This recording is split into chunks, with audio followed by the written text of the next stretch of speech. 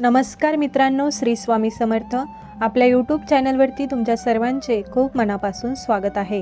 आजचा दिवस तुम्हाला खूप छान, सुखाचा, आनंदाचा जावो ही स्वामींच्या चरणी प्रार्थना करते आणि नवीन व्हिडिओला सुरुवात करते. मित्रांनो, 5 मे 2026 उद्या मंगळवारी आलेली आहे अंगारकी संकष्टी चतुर्थी. जसे की आपल्याला माहीत आहे की प्रत्येक महिन्यामध्ये 2 चतुर्थी तिथी येत असतात. एक असते कृष्ण पक्षामध्ये आणि दुसरी असते शुक्ल पक्षामध्ये. जी चतुर्थी शुक्ल पक्षामध्ये येते तिला विनायक चतुर्थी असं म्हटलं जातं आणि कृष्ण पक्षात येणाऱ्या चतुर्थीला संकष्टी चतुर्थी म्हणून ओळखलं जातं. आणि जेव्हा संकष्टी चतुर्थी ही मंगळवारी येते तेव्हा अंगारक योग हा निर्माण होतो आणि याच चतुर्थीला अंगारकी चतुर्थी असं म्हटलं जातं. अंगारकी चतुर्थी ही वर्षातील सर्वात मोठी चतुर्थी तिथी मानली जाते. या दिवशी व्रत केले तर वर्षभरात येणाऱ्या सर्व संकष्टीचे शुभफळ प्राप्त होते. म्हणजेच आपल्याला 21 संकष्टीचे शुभफळ जे आहे ते मिळत असतं. म्हणून या दिवशी सर्वजण व्रत करून भगवान श्री गणेशांची पूजा करत असतात. अंगारकी चतुर्थीचा योग हा फार दुर्मिळ आहे, जो वर्षातून 2 वेळा किंवा 3 वेळा येत असतो. म्हणून या चतुर्थीला अनन्यसाधारण महत्त्व दिलं जातं.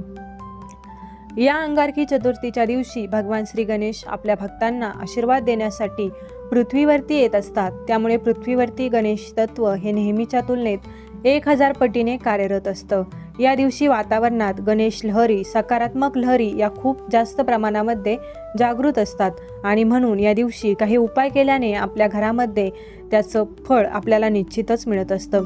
या दिवशी आपल्याकडून काही चुका झाल्या तर त्याचे वाईट दुष्परिणाम देखील आपल्याला भोगावे लागतात. भरपूर वेळा आपल्याला काही गोष्टी या माहीत नसतात किंवा आपल्याकडून काही या चुका ज्या आहेत त्या होऊन जातात. अगदी जाणून बुजून त्या चुका आपण करत नाही, परंतु आपल्याकडून त्या नकळतपणे घडून जातात. आपण जी काही पूजा करतो, जी काही सेवा करतो, जे काही व्रत करतो त्याचं फळ जे आहे ते आपल्याला मिळत नाही. मग आपण म्हणतो की मी कितीही देवाची पूजा केली, सेवा केली, काही उपायसुद्धा केले, परंतु त्याचं जे फळ आहे ते मला का मिळत नाही, याचे उलट दुष्परिणामच का भोगावे लागतात. आणि म्हणूनच आज या व्हिडिओमध्ये मी तुम्हाला एक अत्यंत महत्त्वाचा उपाय सांगणार आहे. आणि या अंगारकी चतुर्थीच्या दिवशी काय करायचं, काय करू नये. तसेच तुम्ही एक वेळ उपवास नाही केला तरी चालेल, परंतु तुमच्या घरामध्ये तुम्हाला या 2 भाज्या अजिबात बनवायच्या नाहीत.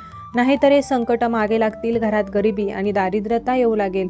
त्याचबरोबर अंगारकी चतुर्थीला अशा कोणत्या वस्तू आहेत ज्या आपल्याला चुकूनही कोणाला द्यायच्या नाहीत. त्याचबरोबर आपण गणपती बाप्पांची या दिवशी काही वस्तू अर्पण करून, नैवेद्य अर्पण करून, पूजा अर्चासुद्धा, काही गोष्टींची काळजीसुद्धा आपण घ्यायची आहे. तर कोणत्या सेवा करायच्या ज्यामुळे गणपती बाप्पा हे आपल्यावरती प्रसन्न होतील आणि आपल्याला शुभ आशीर्वाद देतील. तर अशी संपूर्ण माहिती आज या व्हिडिओमध्ये मी तुमच्यासोबत शेअर करणार आहे. त्यामुळे व्हिडिओ शेवटपर्यंत नक्की पहा.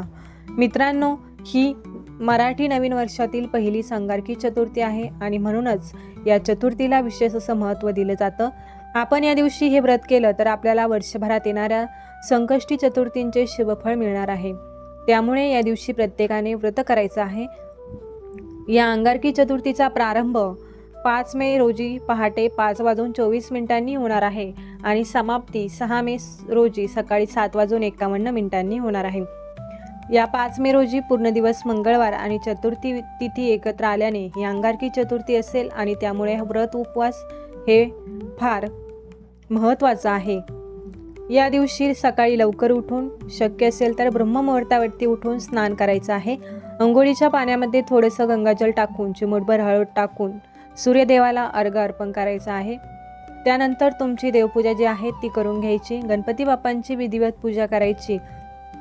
मूर्ती असेल तर अभिषेक करायचा, फोटो असेल तर स्वच्छ पुसून काढा. तुपाचा दिवा लावा, शक्य नसेल तर तेलाचा लावला तरीही चालेल. शक्य असेल तर तुपाचा आणि तेलाचा दोनही दिवे आपल्या देवघरामध्ये गणपती बाप्पांसमोर लावावेत. यानंतर गणपती बाप्पांना जास्वंदाची फुलं, दुर्वा अर्पण करायचे आहेत.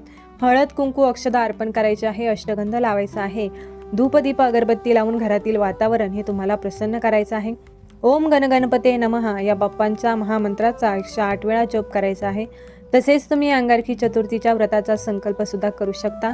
या दिवशी गणपती स्तोत्र, गणपती अथर्वशीर्ष या सेवा सुद्धा तुम्ही करू शकता. गणपती बाप्पांची कृपा आपल्यावरती होत असते. यथाशक्ती जेवढी शक्य होईल तेवढी गोरगरिबांना, गरजू व्यक्तींना दानसुद्धा तुम्ही करू शकता. या दिवशी जर तुम्ही उपवास करत असाल तर उपवास रात्री चंद्रोदय झाल्यानंतरच सोडला जातो. त्यामुळे या दिवशी चंद्रोदयाची वेळ पाळणे याला खूप जास्त महत्त्व आहे. अगदी आपल्याला चंद्रोदयाची वेळ पाळणे शक्य होत नसेल तर आपण अगदी उपवास नाही केला तरीही चालेल, पण जेव्हा आपण अंगारकी चतुर्थीचा उपवास करतो तेव्हा चंद्रोदयाची वेळ जी आहे तर ती पाळलीच पाहिजे. या दिवशी चंद्रोदयाची वेळ असणार आहे रात्री 10:14 याच वेळेमध्ये आपल्याला व्रत जे आहे ते सोडायचं आहे. जर या दिवशी तुम्हाला उपवास करणं शक्य झालं नाही तरीही चालेल, तुम्ही फक्त अगदी मनापासून श्रद्धेने गणपती बाप्पांची सेवा पूजा केली तरीही चालेल. बाप्पांचा आशीर्वाद हा तुमच्यावरती प्राप्त होईल. गणपती बाप्पा जे आहेत ते बुद्धी, बळ आणि विवेकांची देवता आहे. तर या दिवशी आपल्याला काही ज्या भाज्या आहेत त्या मात्र आपल्याला चुकूनही खायच्या नाहीत. तर या भाज्या कोणत्या असणार आहेत किंवा कोणते पदार्थ आहेत जे आपल्याला या दिवशी चुकूनही खायचे नाहीत. तर या दिवशी सूर्यफूल, तेल, सोयाबीन यामध्ये बनवलेले पदार्थ जे आहेत ते आपल्याला टाळायचे आहेत. या दिवशी काळे मीठ खाऊ नये. पॅक असलेले ज्यूस असतात, रेडीमेड मिळतात, ज्यूस घेणे सुद्धा आपल्याला या दिवशी टाळायचं आहे. सर्वात महत्त्वाचं, आपल्याला मांसाहार या दिवशी करायचा नाही. मांसाहाराला स्पर्शसुद्धा करायचा नाही या दिवशी. या चुका तुम्ही करू नका. गणपती बाप्पा हे तुमच्यावरती नाराज होतील, तुमच्यावरती अवकृपा करतील. त्यांचे दोष देत सुद्धा तुम्हाला भोगावे लागतील. आयुष्यभर याचे परिणाम जे आहेत ते मात्र तुम्हाला भोगायला लागतील. त्यामुळे अशा क्षुल्लक गोष्टी ज्या आहेत त्या आपल्याला चुकूनही करायच्या नाहीत. आता या दिवशी जरी तुम्ही उपवास करणार असाल तर संध्याकाळी उपवास सोडताना आपल्याला कांदा, लसूण किंवा मुळा, गाजर, बीट, फणस असेल या गोष्टी ज्या आहेत त्या आपल्याला खाणं टाळायचं आहे. बरेच जण उपवासामध्ये फणस खातात, परंतु फणस हे जे फळ आहे ते कोणत्याही उपवासामध्ये खाल्लं जात नाही. त्यामुळे यामध्ये फणसाचा वापर आपल्याला करायचा नाही. बाप्पांच्या पूजेमध्ये नैवेद्यामध्ये तुळशीच्या पानाचा वापर आहे, तो अजिबात करायचा नाही. हे लक्षात ठेवायचं की गणपती बाप्पांच्या पूजेमध्ये तुळशीपत्र हे वर्ज्य मानलं जातं. या दिवशी आपण बाप्पांना तुळशीपत्र अर्पण केलं तर ते क्रोधित होतात. त्यामुळे गणपती बाप्पांना तुळशीपत्र हे अर्पण करायचं नाही. त्याचबरोबर या दिवशी काही झालं तरी तुमच्या घरामध्ये मांसाहार आणायचा नाही. अंडी असेल, मटण असेल, मांस असेल, मच्छी असेल आपल्याला घरामध्ये आणायचं नाही. तुम्ही त्याला स्पर्श करू नका आणि खायचं तर बिलकुल नाही. या दिवशी कोणत्या पदार्थांचे सेवन करावे तर या दिवशी आपल्याला सात्विक अन्न पदार्थ खायचे. जर तुम्ही उपवास करणार असेल तर उपवासामध्ये शक्यतो सैंधव मिठाचा वापर करायचा आहे, कारण उपवास असल्यामुळे आपल्या शरीराला सोडियमची गरज खूप जास्त असते. ते मीठ ती आपली कमजोरी भरून काढते. त्यामुळे तुम्ही त्या मिठाचा नक्कीच वापर करा. या दिवशी तुम्ही नारळ पाणी, त्याचबरोबर दूध, अंजीर, खजूर, शेंगदाणे, रताळे, वरईचे तांदूळ, भगर, सफरचंद, डाळिंब, केळी, पेरू जे काही सिजनेबल फळे आहेत ते तुम्ही खाऊ शकता.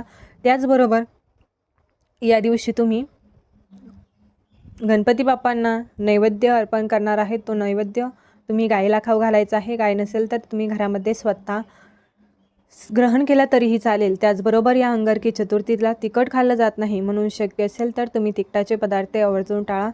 गणपती बाप्पांना अर्पण करत असताना सुद्धा तिखट घातलेले पदार्थ हे शक्यतो टाळायचे आहेत. या दिवशी घरामध्ये चुकूनही वादविवाद, क्लेश, भांडणे होणार नाही याची तुम्ही काळजी घ्या. या दिवशी घरात कटकटी झाल्या तर घरामध्ये नकारात्मकता जी आहे ती पसरत असते आणि त्यानंतर आपण जी काही पूजा करतो त्याचं फळ, सेवा करतो ते फळसुद्धा आपल्याला मिळत नाही.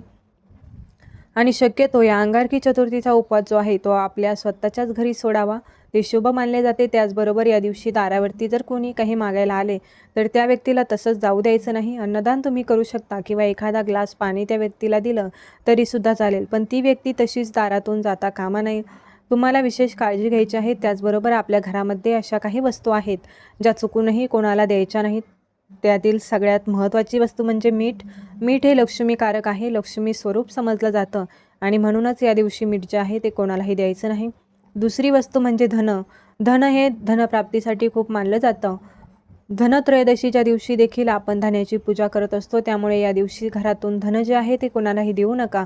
त्याचबरोबर या दिवशी वेलची आणि लवंग हे देखील कोणालाही द्यायचं नाही, कारण ते देखील माता लक्ष्मीला अत्यंत प्रिय आहे. या 4 वस्तू ज्या आहेत त्या अंगारकी चतुर्थीला तुम्हाला कोणालाही द्यायच्या नाहीत. यामुळे माता लक्ष्मी ही आपल्या घरातून काढता पाय घेते आणि घरात गरिबी येते. त्याचबरोबर या दिवशी अशा कोणत्या भाज्या आहेत त्या भाज्यांचं सेवन आपल्याला करायचं नाही. त्यामध्ये वांग्याची भाजी, कोबीची भाजी, अजून 2 भाज्या आहेत ह्या तुम्हाला खायच्या नाहीत. आपल्या घरामध्ये सुद्धा बनवायच्या नाहीत, कारण कोणत्याही शुभतिथीवरती या भाज्यांचं सेवन करू नये असं सांगितलं जातं. तर ही अत्यंत महत्त्वाची माहिती मी आज तुमच्यासोबत शेअर केली आहे. व्हिडिओ आवडला असेल तर व्हिडिओला एक लाईक, चॅनलला सबस्क्राईब आणि अशाच माहितीपूर्ण व्हिडिओंसाठी आपल्या चॅनलला सबस्क्राईब करा. चला तर मग भेटूया नवीन एका व्हिडिओमध्ये नवीन एका माहितीसह. तोपर्यंत सर्वांना श्री स्वामी समर्थ. धन्यवाद.